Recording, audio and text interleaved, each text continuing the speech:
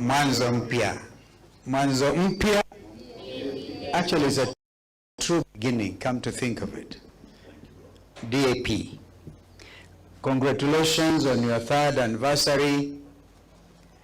Na vile asante. Na vile vile kwa kuzindua makao makuu mapya within the neighborhood. But as I was driving in, I noticed a very big kibao pale near the petrol station. DAP Kenya. Kubwa sana. Ungeweka pia ya wiper iko hapo. Yetu tunaanzia karibu hapa. Hata sisi basi tutaenda tuweke hapo. Na wenzetu hawa pia wakija waweke yao pale. So that the country will know the headquarters of the incoming administration. Kwa hivyo ni furaha tele. Peter Salasia sijui kama bado yupo ako pale. Ile ni kijana wa ajabu ile. Amesema niwaalike pia Sekuru. Sio tu Zito Munyoro, Mheshimiwa Rigiji. Na kule kwingine kuna Ishaweri vile vile tulienda huko one of these days. So Peter, I will invite you. Kwanza nitaenda na wewe peke yangu nikakuchinjie kambuzi, na pengine kama hujapata mchumba nipatie kasichana huko. You know, we had a commitment mbele ya padre pale kwamba lazima uoe bwana. Huko na changamoto kubwa pale. But don't be in a hurry, as I told you, don't be in a hurry. Because ukiwa kwa hurry, wengine hawatajua watakutambua kwa sababu gani. That the newest member of DAPK, executive member for Mumias East, wengine watakupenda vile ulivyo. But you are bold and very decisive. So I congratulate you for showing leadership to the younger generations. I think we need to give them a big clap. My brother Eugene Amala, congratulations. You are focused, you are precise. And my brother Tony Gachoka always likes to tell me these things about leadership. He says it's a half fortune and a half skill. I remember that he tries to paraphrase Machiavelli. This man is dangerous. Amefukuza ndani. So I have fortune and half skill. So we are here today ili tufanye mwanzo mpya. Actually, that's what it is. But as we do so, I will urge caution. Because you will recall, Eugene, that whenever we were coming together in the past, we will be herded. Yani unaonekana mbaya if you don't take the necessary step. This time, we want to give everybody reasonable comfort level so that people are not pushed into anything. You recall that when we met our brother Dr. Matiang'i, even recommended that we look for some technical team. I can tell you that. Technical team to build this level. Before you consign the level of mortician to my friend Philip Kisia, give him the opportunity, because that was a very important matter. When they discussed with Rafa Utuju, who was the executive director of Azimio, and that's how we ended up with Philip Kisia, and he's already doing a marvelous job. Let us not leave anybody out. We will not leave anybody out. And as I said, there are others coming in. As we speak, you do not see, of course, Jubilee Secretary General here, Kioni.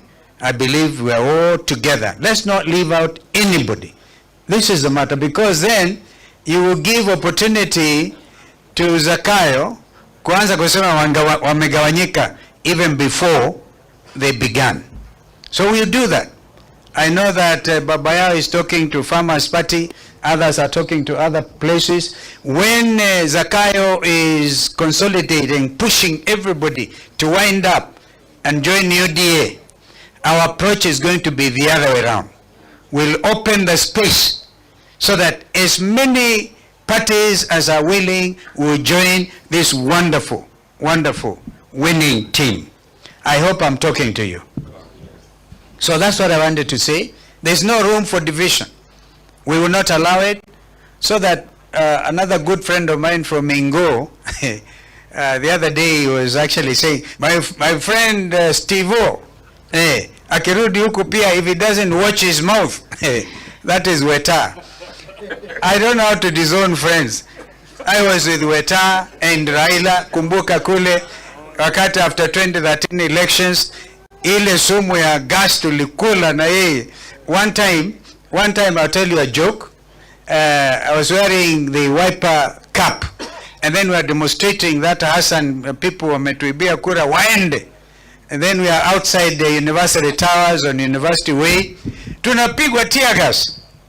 If you didn't know, if you didn't know what happened that particular day, we have fought, and we can't afford.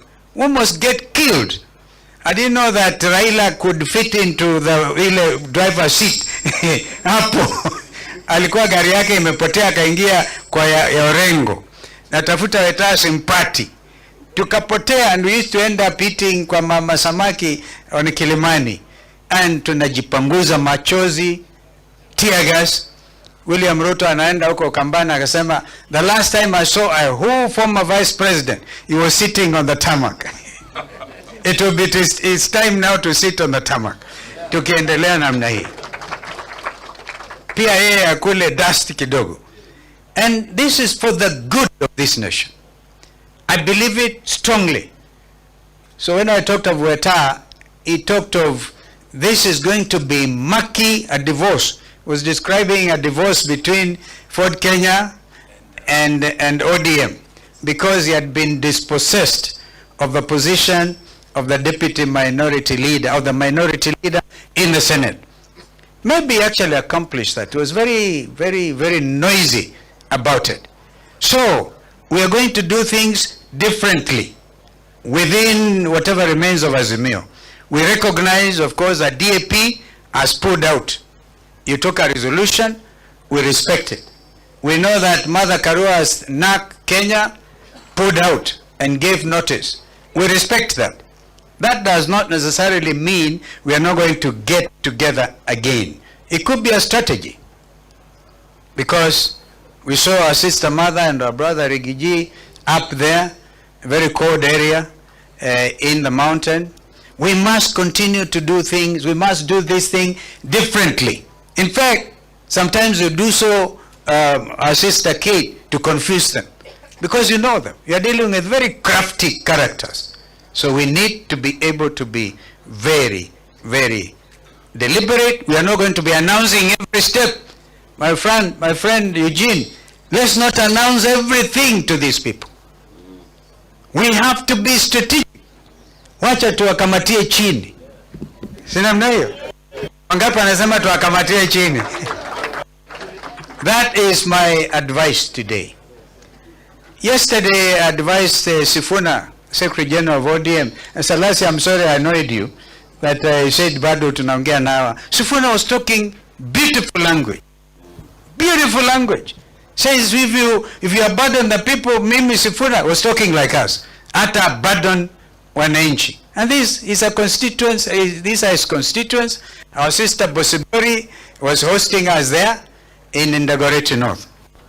And so, I advise that we do not give William Ruto the excuse to delay formation of IEBC. I'm happy that he has already gazetted the names, and as we speak, out of the 9, I think 7 have already been sworn in by the Chief Justice. And I said, because another young lawyer viciously argued, Jeru Ndegwa, you cannot allow Professor Olo Adams, he's in the advisory team of William Ruto, and therefore this is another. And I realized, because Wiper was unfairly blamed for delaying the process. Now the truth is known. It was not us. It was William Ruto through instructions given to a judge in Kiambu who has vacated her own situation, dismissed the application, and therefore paving the way for the selection panel to be put in place. So now I say, Professor Law Adams, because he went in as Azimio and Dr. Kokemoli as Azimio, right? As of today, therefore, the whole thing about the categorization of those leaders, of those members of IEBC selection panel, are based on that structure.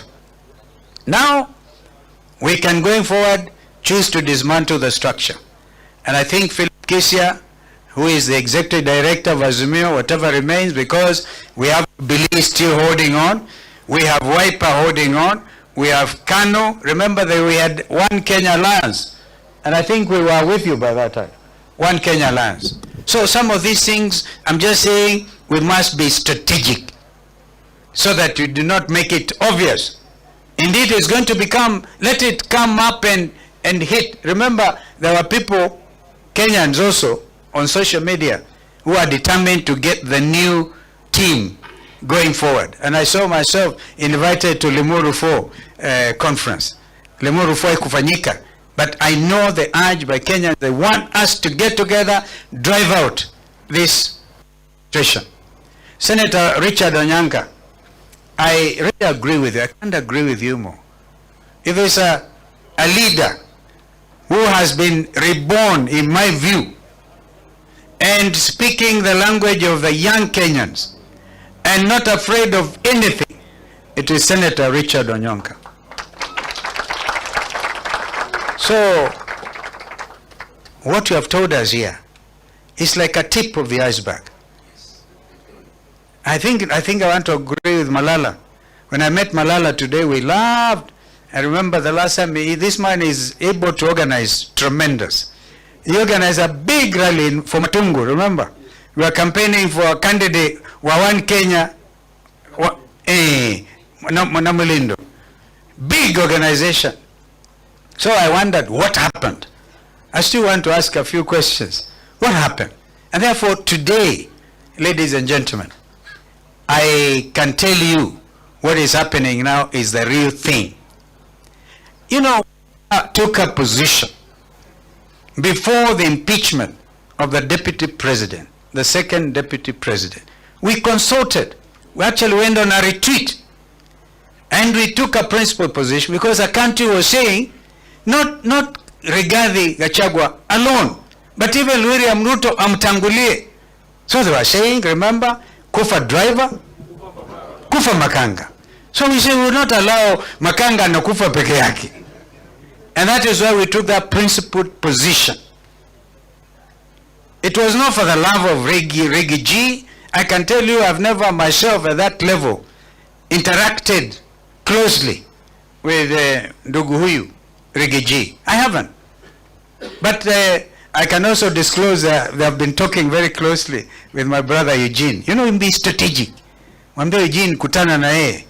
Saa ingine tunakutana tukasema this thing is not right. Injustice anywhere is injustice everywhere.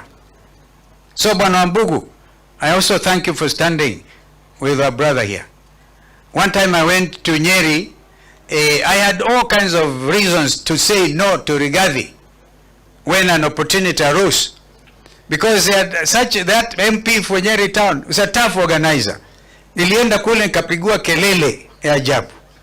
When I went there, we met with our brother Rigiji at Ndarasha, that terrible incident, the tragedy, when we were burying those children. He briefed us, tukaingia Nyeri town. I saw a different Nyeri town. By the time we were in Karatina, if I was the MP for that area, I would resign mapema. Kama kuna mtu anachukiwa na watu ambao wamemchagua, from what I could see, I don't know what the name of that MP is. I would advise him mapema, resign, tafuta kazi ingine, mwambie Zakaya kupatie ambassadorio, uame Kenya hii. Because if there will be an election. The other reason they are delaying this whole thing about IEBC is because they know now under the constitution, you can recall some of those MPs. Wanaogopa hiyo kama kitu ingine. And I want to prepare our people. Now that IBC is there, tafadhali, mujiandae hawa watu wawe recalled. Because they have acted unjustly. They have supported corruption. They have, above all else, stood for a government that abducts its own citizens. And I want to pause it here. My academic brother, Tony, I want you to argue with me when we leave this place. My argument is abduction is worse than detention. At least wakati wa detention ulikuwa na kitu inakuwa signed, unaweka mahali. Abduction, it is something terrible. It's a crime against humanity. Therefore, Cleophas Malala, I agree with you. Are we going to wait tunaimba kuwa 2027 ukutafikika jameni namna hii with people abducting Kenyans. Mama mzee Joki complaining about SHA trying actually to advise them this thing is not working. You send 20 policemen to abduct a Kenyan mother against all known humanitarian and international statutes relating to the freedom of the person. In other words, this administration, RUTO, has overthrown the constitution. So how can you live with a government and unaamini 2027 which has already overthrown the constitution? That is the problem I have, Tony. I have that problem. Let me now tell you this. Even as IEBC selection panel wameanza kazi yao, do you know that the secretariat of IEBC, led by somebody, Marjan, I don't know the name, Marjan or somebody, is getting instructions from the former Commissioner Molu, who is RUTO's advisor in State House. Now, let me get that document, ndugu yangu. They have already put a tender to procure for the next 3 years without an IBC commission in place. It's already on their website. Yeah, some of it is closing time at 1 o'clock on the 29th January 2025. They're already in a hurry. And it's like this is a test case. If we don't stop them now, we are telling IBC Secretariat, you will not move one step. We'll come for you if you try to do this. You must wait for a properly constituted IEBC. That is where Azimio lost it, by the way. Remember, they procured a printing farm in Greece. By the time kina Uhuru na hao wengine walileta the extra 4, remember the Cherera 4, they were there, hawajui what is happening, things had already happened, they had procured materials in advance of these people arriving. So this time, we cannot afford, in my view, to allow these people any space to manipulate, to steal, to mess up with 2027. That's why some of them are saying they know how to manufacture presidents in excess of 24 years. And they also know, they even say blindly, I mean boldly, that they will make sure even if wameshindwa, wataibuka hawajashindwa. If we are in this country and we all belong in it, we must really stand very, very strong. Mwisho, you cannot isolate the mountain or any part of the country. It is not possible. We want to tell William Ruto, the mountain is not isolatable. It is not. I repeat, the country is united against one person called William Ruto. That's all. It's completely, and if you look at, if in fact, you know, have you asked yourself why you are not seeing opinion polls these days? Have you asked yourself? It is simple. This administration is enjoying the lowest opinion rating since independence. I think they are ranging between 16 and 18%. Hao ndio watashinda kweli? So we want to make it very clear. From now, let us actually have vigilantes and our young people, I've myself announced June 25th should be marked the date of the new Kenya. When young Kenyans breached parliament, they did an incredible thing. They stood for their future. And it's not that they could not get rice where they were coming from. Waheshimiwa mulikimbia mkawachia bunge, wakajienjoy kidogo. If it was not for the tunnel, they would have, and these young men are so decent, they would not have messed you up. But instead, we visited with Eugene and other colleagues. Tukaona vile wamepigwa risasi, sniper from on top of the bunge itself, opened the skull of young Kenyans, and you want us to forget, and you want us to tell you the bread-based government is not blood-based? You surely don't believe it is still blood-based? Therefore, the 25th of June will go down in the history of this country as a truly revolution day. And I think we have to accept it, give it to the young people, that they could not have died in vain. That unakumbuka 25th, the other day, they could not even be allowed to hold vigil. We stand with them, not because of anything, but because it is the right thing to do. I want to conclude so that I can welcome our brother, Rigiji, kwa kusema kwamba we must do these things now differently, and we must be very strategic, at the risk of repeating myself. And there's no two-way traffic about this matter. From today, the vigilante teams, any careless utterance by Kenya Kwanza administration, come here, governor of all the people, I could not believe Otuoma could say that. Let Otuoma know I'm coming to Busia. I'm coming to Busia. Oh yes, I will come to Busia. And nothing will happen to me, because he dare not cause violence. If he thinks he is helping William RUTO, that is the day the whole international community will close ranks. I will say, Kenya, you're on your own. Remember, we keep on saying we are against the Haiti mission. Kama kuna kitu moja inatatiza even election ya Raila for AU, it is this thing about Haiti. And now listen to African heads. How can an African country go and kill blacks in a faraway country? Because you see, Tinga is a candidate of the Kenyan government. It's a Kenyan, and that's why we agree with Salasia. We will help him, we pray for him to get this thing. But so that I can quickly conclude, we document every careless statement. And Kenyans are wonderful. Forward every careless statement to the ICC. That is the only language William Ruto understands. So if you want to isolate the mountain will report you and all of us for crimes against humanity. We will cite you and you follow these things to their logical conclusions. Hayo ndio matamshi yangu, as I congratulate once again DAP Kenya. Huyo wakati umefika, if there is no alcohol, mimi nitafanya demonstration pale outside because watu wamechoka. And once again, our brother